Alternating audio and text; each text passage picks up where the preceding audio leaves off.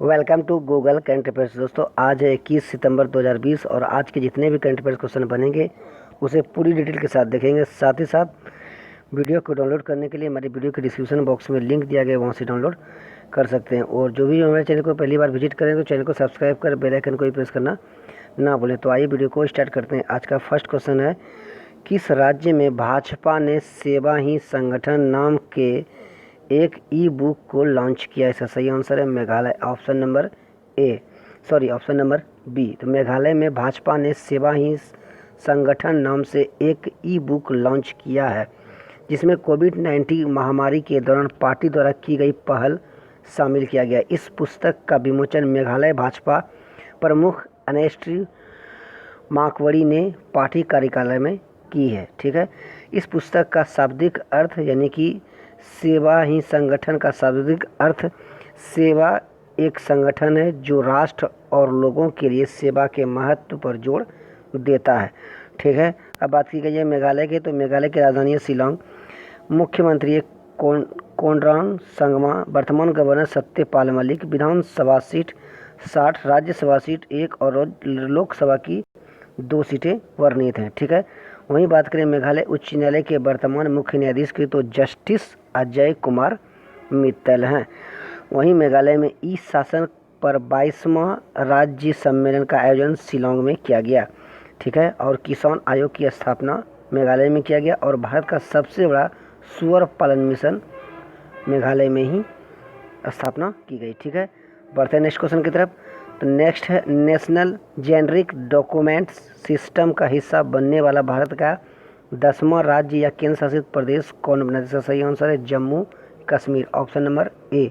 तो जम्मू कश्मीर के एलजी मनोज सिन्हा ने 18 सितंबर 2020 को national generic documents registration system का उद्घाटन को लॉन्च किया गया, यानी कि NGDRG जिसे शॉर्ट में कहा जाता है। इस सिस्टम में म्यूचुअल पंजीकरण प्रणाली से खरीद बिक्री और भूमि के हस्तांतरण के लिए लेन-देन के ऑनलाइन पंजीकरण के लिए एक बड़ा बदलाव है और यह लागू करने वाला भारत का 10वां राज्य या केंद्र शासित प्रदेश बन गया है। ठीक है, बात करते हैं जम्मू कश्मीर की, तो जम्मू कश्मीर में काजीरंगा राष्ट्रीय नेशनल पार्क और सलीम अली नेशनल पार्क मौजूद है। ठीक है, तो इसका सही आंसर हो गया option number A Jammu Kashmir. ठीक है, बढ़ते हैं नेक्स्ट क्वेश्चन की तरफ। नेक्स्ट है,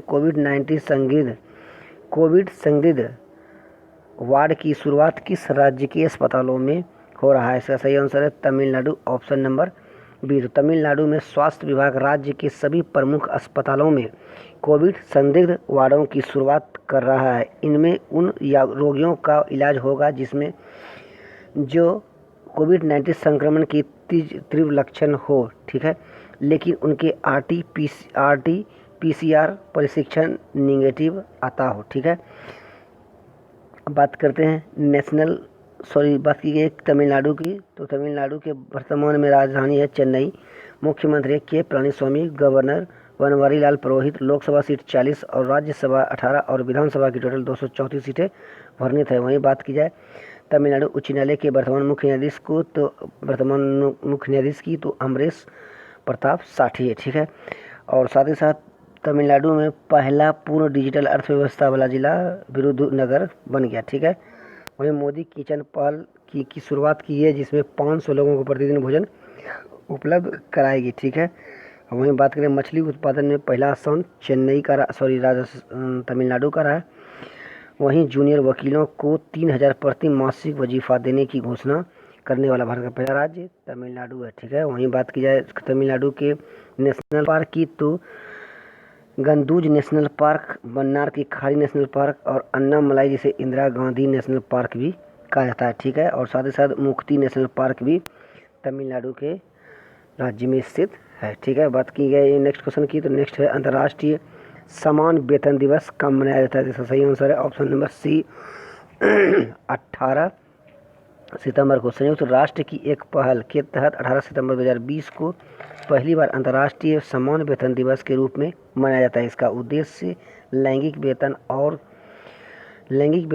और संबंध में लैंगिक भेदभाव को समाप्त करने के महत्व को उजागर करता है। सैलरी इंडेक्स द्वारा किए गए सर्वेक्षण के अनुसार भारत में महिला पुरुषों की तुलना में 19% कम कमाती है। ठीक है, अब बात करते हैं नेक्स्ट क्वेश्चन की तरफ बढ़ते हैं। नेक्स्ट है आज़ाद फ्रीडम फासिज्म फिक्शन नामक पुस्तक का विमोचन किसने किया? जिसका सही आंसर है ऑप्शन नंबर ए अरुंधति राय। तो लेखक अरुंधति राय ने अपनी नई किताब आज़ादी फ्रीडम फासिज्म फिक्शन का विमोचन किया है। इसे पोइंगिंग बुक्स लिमिटेड द्वारा प्रकाशित किया गया है। यह निबंधों का एक संग्रह है जो बढ़ती अधिनायकवादी की दुनिया में स्वतंत्रता का अर्थ दर्शाता है।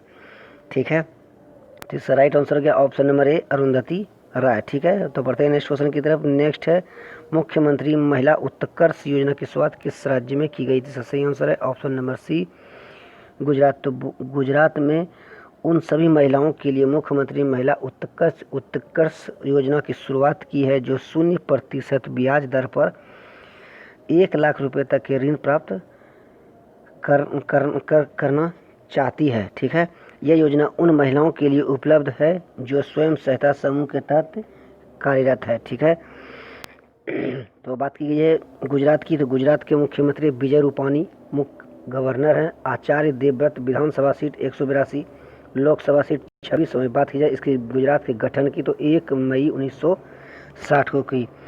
वहीं विक्रमनाथ, न्यायमूर्ति विक्रमनाथ वर्तमान में गुजरात उच्च न्यायालय के मुख्य न्यायाधीश हैं। ठीक है, और भारत का पहला शहद प्रशिक्षण प्रयोगशाला गुजरात में खोला गया। वहीं मुख्यमंत्री किसान योजना की शुरुआत और सुजलाम सुफलाम जल संचय अभियान की शुरुआत गुजरात में की गई है। वहीं अंबारे आंगनवाड़ी नामक अनूठी पहल गुजरात में की गई। और वहीं बात की जाए छोटे मध्य वर्ग आय वाले लोगों को सहायता देने के लिए आत्मनिर्भर राज्य सहाय योजना की शुरुआत गुजरात में की गई है। ठीक है, तो इसका राइट आंसर हो गया ऑप्शन नंबर सी गुजरात। ठीक है, अब बढ़ते नेक्स्ट क्वेश्चन की तरफ। नेक्स्ट है आर्थिका संपदा कार्यक्रम की शुरुआत किस राज्य में की गई थी? सही आंसर है ऑप्शन नंबर ए कर्नाटक। तो कर्नाटक के मुख्यमंत्री BS येदियुरप्पा ने विभिन्न सहकारी संस्थानों के माध्यम से 39,300 करोड़ रुपए के ऋण को वितरित करने के लिए आर्थिका संपदा कार्यक्रम का शुभारंभ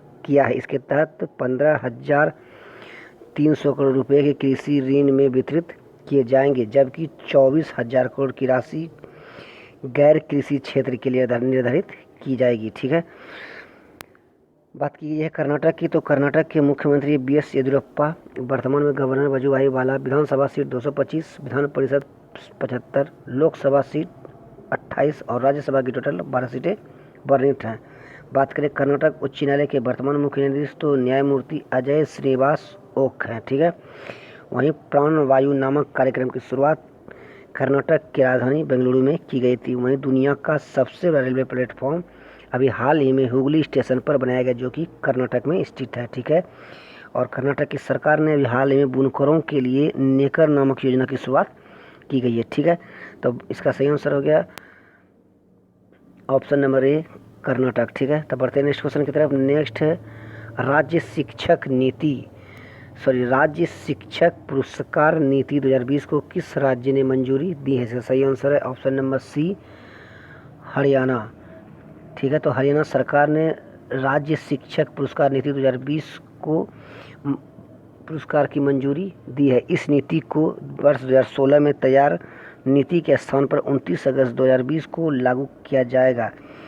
लागू माना जाएगा। ठीक है, इसमें शिक्षकों को 2 श्रेणी के तहत पुरस्कृत किया जाएगा, जिसमें से पहली श्रेणी में प्रिंसिपल, हेडमास्टर और PGT टीचर शामिल हैं। वहीं दूसरी श्रेणी की बात किया तो यही दूसरी श्रेणी के तहत प्राथमिक शिक्षक, मुख्य शिक्षक और TGT शिक्षक शामिल किया गया है। ठीक है, अब बात की है हरियाणा की, गलत हो गया, तो इसका सही राइट आंसर है ऑप्शन नंबर सी हरियाणा। तो बढ़ते हैं नेक्स्ट क्वेश्चन की तरफ। नेक्स्ट है किस मेट्रो रेल ने पहला मेक इन इंडिया सिग्नल प्रणाली को लॉन्च किया? इसका सही आंसर है option number D Delhi metro. तो दिल्ली मेट्रो रेल कॉरपोरेशन यानी कि DMRC ने पहला made in India signalling system launch किया गया है। ये IATS यानी कि ऑटोमेटिक ट्रेन सिस्टम एक कंप्यूटर आधारित प्रणाली है जो ट्रेन संचालन का प्रबंध करती है, जिसमें बुनियादी क्रियाकलाप जैसे ट्रेन चलाना और ट्रेन को रोकना आदि को शामिल किया गया है। ठीक है, तो बात की है दिल्ली की, तो बात करते हैं दिल्ली की। तो दिल्ली के मुख्यमंत्री है अरविंद केजरीवाल, वर्तमान गवर्नर अनिल बैजल, विधानसभा सीट 70, लोकसभा 7 और राज्यसभा की टोटल 3 सीटें वर्णित हैं। वहीं बात करें दिल्ली उच्च न्यायालय के वर्तमान मुख्य न्यायाधीश की, तो धीरू भाई नारंग भाई पटेल हैं। ठीक है, अब बात करते हैं दिल्ली की। तो दिल्ली में प्रदूषण की समस्या से निपटने के लिए दिल्ली सरकार ने पौधा लगाओ पर्यावरण बचाओ नामक कार्यक्रम की शुरुआत की गई है। वहीं राशन की ऑनलाइन डिलीवरी के लिए घर घर राशन योजना की शुरुआत की गई।